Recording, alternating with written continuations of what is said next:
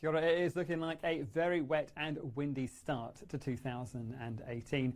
As we head through Thursday and in towards Friday, a rapidly deepening area of low pressure will sink southwards across the country, bringing with it that heavy rainfall in from, say, northern down towards Auckland and a Bay of Plenty through the first part of Thursday afternoon, and then pushing further southwards as we head through the night and in towards Friday. Now, accompanying that wet weather will be some stronger winds, and those stronger northeasterly winds combined with some high tides could mean some coastal inundation as well across those far northern parts of the country.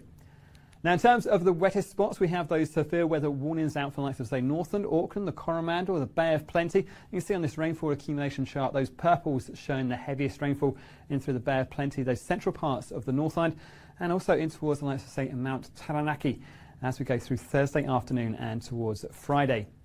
Here's how those warnings are playing out. Northland, Auckland, down in towards the Coromandel, Bay of Plenty as we go through Thursday afternoon, through in towards those first part of Friday.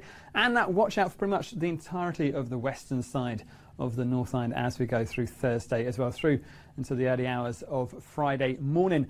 Across the Cook Strait on towards at the top of the South Island, we're also going to find that rain piling up in towards the ranges of Nelson and also the ranges of Marlborough. But it's not just that wet weather.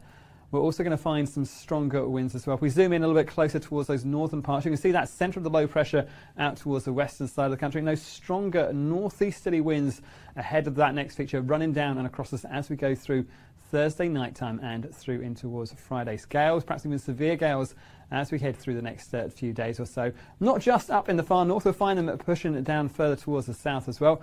But they will also be bringing with them a fair bit of swell, particularly around those coastal parts of Northland and down towards Auckland, the Firth of Thames and the Bay of Plenty. Some high seas and some high tides combined with those strong winds could mean a bit of coastal inundation.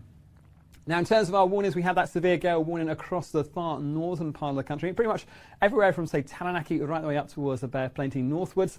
We could find some gusts there, perhaps around about 120 kilometres an hour as we go through that latter part of Thursday and through in towards the very early hours of Friday morning.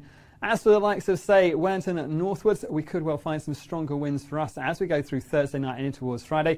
So there's plenty of severe weather about, plenty of watches, plenty of warnings. You can find all that information at metservice.com.